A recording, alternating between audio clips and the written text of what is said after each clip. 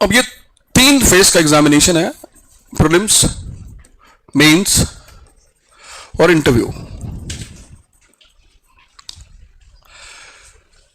इन दोनों की तैयारी यहां से शुरू होती है।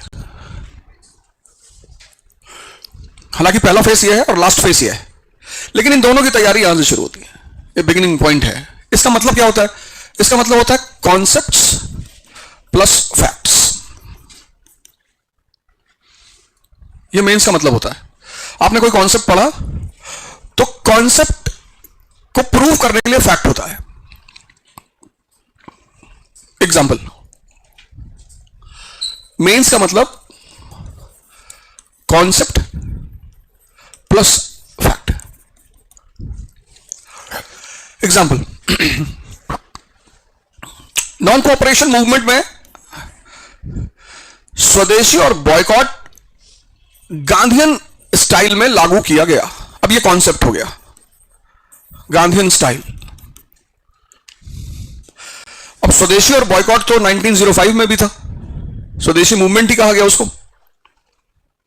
लेकिन यहां पे वो क्या कह रहे हैं कि जो नॉन कोऑपरेशन मूवमेंट है उसमें स्वदेशी और बॉयकॉट गांधीयन स्टाइल में लागू किया गया।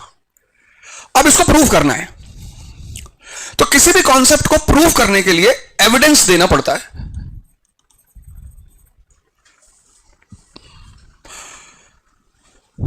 क्योंकि बिना एविडेंस के वो मिथ हो जाएगा।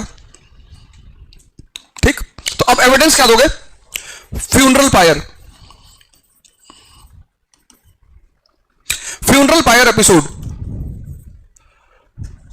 समझना ये बात। अगर तुम ये बात समझ ले गए, समझ लो पूरी तुम्हारे हाथ में आ गया। कोई डिस्कस ही नहीं करता। इतने सारे पेपर यूट्यूब पे पढ़े, ये कोई डिस्कस नहीं किया, मैंने देखा ही नहीं किसी को करते हुए।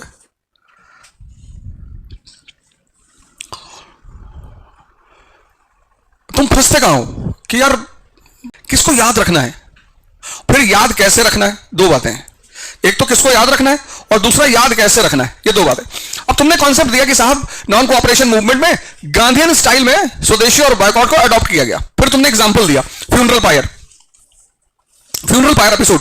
अब इसमें क्या करते थे? अब स्वदेशी मूवमेंट में क्या था कि बॉयकॉट और स्वदेशी तो यहां भी था 1905 में, या 1920, लेकिन यहां स्वदेशी और बॉयकॉट सिर्फ एक नारा था, स्लोगन।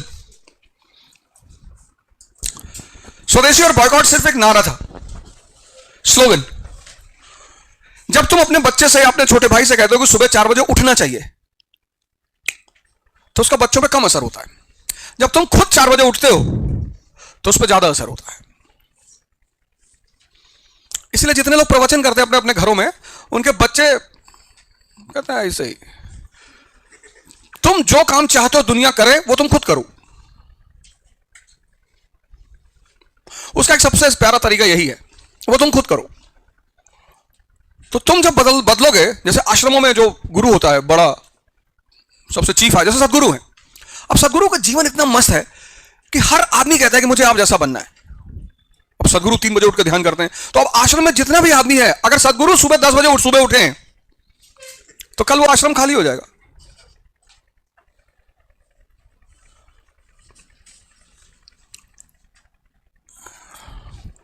तो यहां एक नारा था स्वदेशी बॉयकॉट, लेकिन यहां गांधी जी ने क्या किया? Funeral pyre. जो फॉरेन गुड्स होते थे उसकी डेड बॉडी बनाई जाती थी। फिर मान लो गांधी जी ने कहा कि सदाशिवपेट से विमाननगर या विश्रांतवाड़ी यहां तक यात्रा चलेगी। 15 जनवरी सुबह 7 बजे सब सदाशिवपेट पे गैदर करेंगे, और फिर यहां से डेड बॉडी, जैसे हिंदू अपनी डेड बॉडी शमशान घाट तक ले आते हैं, ऐसे ये विदेशी कपड़ों की डेड बॉडी यहां से उठाएंगे और फिर विश्रांतवाड़ी तक पैदल चलते हुए जाएंगे। तो यहां से लेकर विश्रांतवाड़ी 15 किलोमीटर तक लोग सड़कों के किनारे खड़े होंगे, और फिर गांधी उनसे अपील करेंगे कि कम से कम एक रुमाल आप इसमें डाल दो। अब ये थ्योरेटिकल अप्रोच है, ये प्रैक्टिकल अप्रोच है। अब इस प्रैक्टिकल अप्रोच का इतना फायदा हुआ, जिंदगी में प्रैक्टिकल अप्रोच का बहुत फायदा होता है। किसी को थ्योरेटिकली मानना और किसी को प्रैक्टिकली मानना दो अलग अलग बातें हैं। जैसे कल एक साहब से मैंने कहा कि यार एक्सरसाइज वगैरह बोले तुम करते हो, तुमने कहा दंड बैठक मारोगे, कहा हाँ, हमने कहा 100 एक बार में। बहुत खींच खाच के बेचारे 9 तक चले गए थे। आज सुबह उठ नहीं पा रहे थे,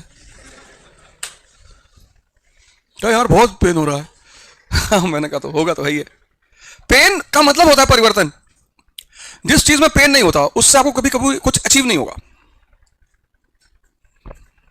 जिन चीजों में पेन नहीं है वहां तो कुछ अचीवमेंट है ही नहीं। अब इस अप्लाइड, अब देखो तुमसे क्या क्वेश्चन पूछेगा वो। इस अप्लाइड अप्रोच का इतना इंपैक्ट पड़ा स्वदेशी पे कि जो हमारा 1 बिलियन का इंपोर्ट था फॉरेन गुड्स का, वो 57 मिलियन पे आ गया। ये तुम्हारा प्रीलिम्स का फैक्ट बन गया। ये पूछ लेगा, ये पूछ लेगा।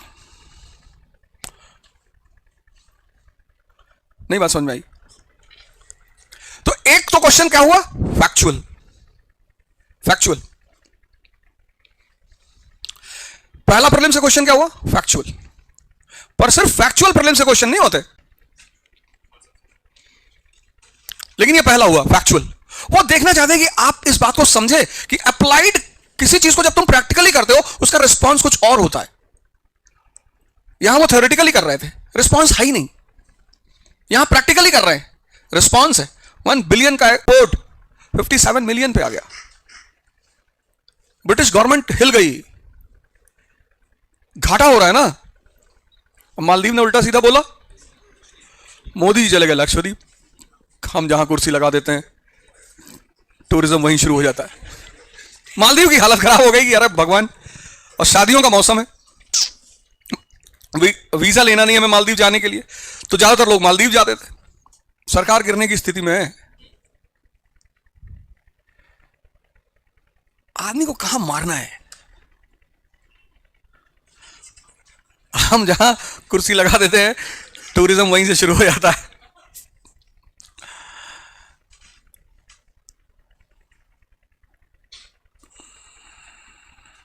ये पहला क्वेश्चन हो गया, ये तुम्हें याद रखना था। कितने लोग प्रीलिम्स की तैयारी करते हैं जिनको पता ही नहीं होता कि यार, अच्छा जिनकी मेंस की तैयारी नहीं है उनको तो देना ही नहीं है, वो तो आए ही ना अंदर, वो बाहर दरवाजे पे खड़े रहे, हाथ वाथ हिलाए। जितने लोग ये सोचते हैं कि ऐसे ही देंगे, बहुत सारे लोग होते हैं, वो अपना टाइम बिल्कुल ना बर्बाद करें। जिंदगी में कोई भी काम ऐसे ही ना करें झूठ बोलने के सिवा। आप ऐसे ही झूठ बोल सकते हैं, उसमें कोई दिक्कत नहीं है, प्रैक्टिस होती रहेगी। जितने अच्छे झूठ बोलने वाले हो जाएंगे समाज में उतनी तरक्की होगी आपकी। ये नियम है, ये कानून है। स्कूल में इसलिए नहीं पढ़ाया जाता, फिर समाज में डिस्टर्बेंस पैदा हो जाएगी। इसलिए ये चीज स्कूल में नहीं बताई जा सकती। अगर बच्चों को हम क्लास नर्सरी से बताने लगेंगे कि झूठ बोलना आर्ट है तो एनार्की फैल जाएगी चारों तरफ, तो हम नहीं कर सकते। हमें पता है कि उस 50 बच्चे में से एक कोई समझदार होगा कि मास्टर झूठ बोल रहे हो। वही लड़का बड़ा होके प्रधानमंत्री बनेगा, मुख्यमंत्री बनेगा, फिर उसके क्लास वाले कहेंगे पढ़ता तो था नहीं भैया, भगवान भैया यही सब तो करता है भैया, सब ऊपर मत्थे में लिखा के लाते हैं। ऐसा कुछ नहीं होता, भगवान कुछ नहीं करता। भगवान आदमी को अपॉर्चुनिटीज देता है, मौके, बस, उसके सिवा वो कोई काम नहीं करता।